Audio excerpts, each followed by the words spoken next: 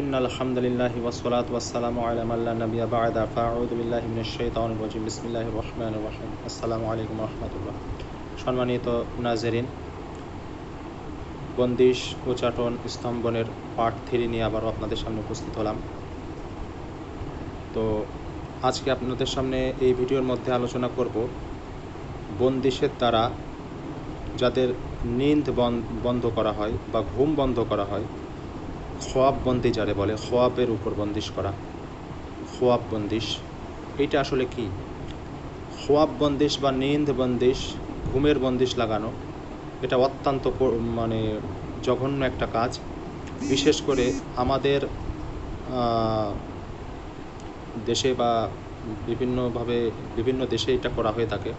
এটা অধিকাংশ ক্ষেত্রে ইদানিং দেখতেছি যে যারা মহব্বতের কাজ করে, অনেক কলেজ ভার্সিটি বা বিভিন্ন লেভেলের মানুষেরা একজন আরেকজনের প্রেমে পড়ে বা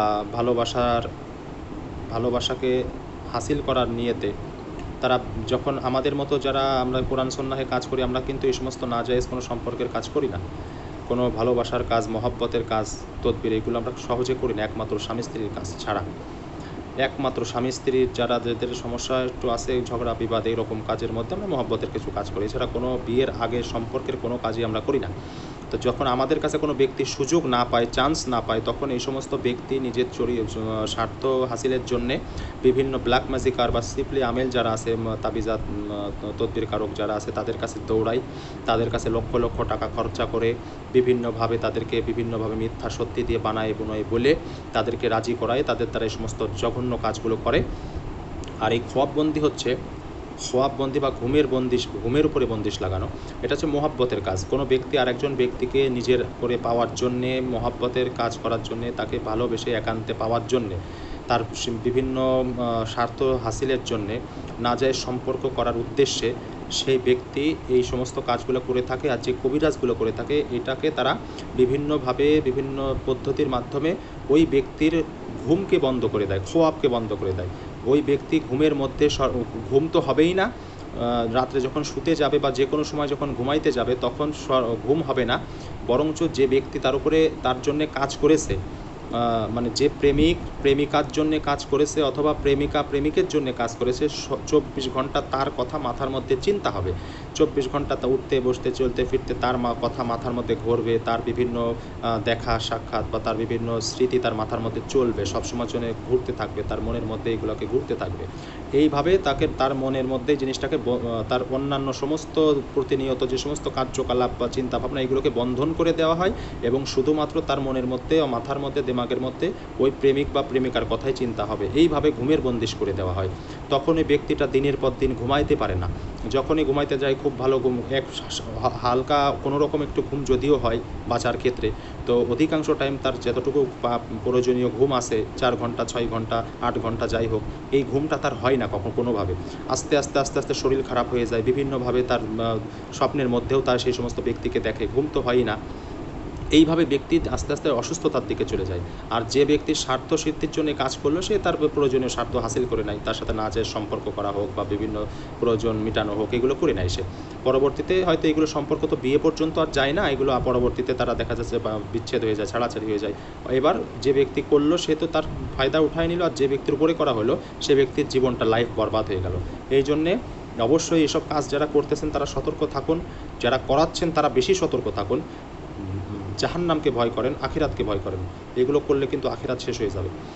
আর এই সমস্ত কাজের দ্বারা ব্যক্তির, আমার কাছে অলরেডি 2টো রোগী আসছে এই কয়েকদিনের মধ্যে। আমি 2টো রোগীকে চেক করার পরে দেখলাম যে তাদের খোয়াববন্দির কাজ করা হয়েছে। এবং একজন ব্যক্তি আছে, তার নাম বলছি না, সে একজন মেরিন ইঞ্জিনিয়ার, আমাদের সরকারি বানুজা বিষখালীর ওখানে দায়িত্বরত আছেন অফিসার। তো ওনার 13 বছরের সমস্যা, 11 বছর ধরে তিনি ঘুমের ওষুধের উপরে আছেন পাওয়ারের, কিন্তু তার ঘুম হয় না। আমি আলহামদুলিল্লাহ বিভিন্ন জায়গায়, বাংলাদেশের অনেক বড় বড় জায়গায় চিকিৎসার জন্য গেছে, চিকিৎসা নিয়েছে, তারপরে বিভিন্নভাবে তারা চেষ্টা করেছে, কোনো সমাধান হয়নি। পাগলের মতো কান্নাকাটি করতো ঘুমের জন্য, আমার কাছে এসে অনেক কান্নাকাটি করে অনেকভাবে ধরলো। তো আমি তার জন্য প্রচণ্ড মেহনত করার পরে প্রায় 3 দিন তার উপরে বিভিন্নভাবে মেহনত করা হয়েছে। এরপরে 13 দিনের একটা ক্রিয়া আমাদের আছেই, কাজটা কমপ্লিট করলাম। তার উপরে আলহামদুলিল্লাহ এখন 6 দিন ধরে সে আমাকে ফোন দিয়ে জানালো যে ভাই আমি 6 দিন ধরে কোনো ঘুমের ওষুধ খাই না, যতটুকু যা ঘুম আসতেছে আস্তে আস্তে স্বাভাবিকের দিকে আসতেছে। আমি আশ্চর্য হয়ে যাচ্ছি যে আমি আজ 11 বছর ধরে এইরকম একটা অবস্থানে পৌঁছাইতে পারিনি। তো যাই হোক, এরকম অনেক আর একটা কাজ রানিং চলতেছে অলরেডি। তাদের কারোবার বাণিজ্য বন্দিশ লাগানো হয়েছে। একটা কুফরি তদবিরওয়ালা যারা মানে বিশেষ করে শিরকি কুফরি কাজ যারা করে হিন্দুরা, তাদের সঙ্গে একটু বিবাদ হয়েছিল, তার পাশে থাকতো। এরকম একটা বিবাদের কারণে তাদেরকে ক্ষতি করে রেখে গেছে। তা চেক দেওয়া হয়েছে, হওয়ার পরে দেখা গেল যে তাদের পুরো পরিবারকে তারা বন্দিশ লাগাই দিয়েছে। ব্যবসা বাণিজ্য কারবার সমস্ত আয় উন্নতির উপরে বন্দিশ লাগাই দিয়েছে। তাদের আজ বহুকাল ধরে ঋণ হইতে লক্ষ লক্ষ টাকা ঋণ হয়েছে। তাদের জমি জায়গা সব বিক্রি করা লেগেছে। এখন তো এসে পড়েছে যে হুজুর কী করা যায় দেখেন। তো মোটামুটি তাদেরও কাজ চলতেছে রানিং আমার হাতে, আলহামদুলিল্লাহ। তারাও বলতেছে যে ভালো কিছুর দিকেই অনুভব করতেছি, দোয়া করবেন। আর অবশ্যই আপনারা এই সমস্ত ব্যাপার যারা করতেছেন বা করাচ্ছেন, এরা সতর্ক থাকেন।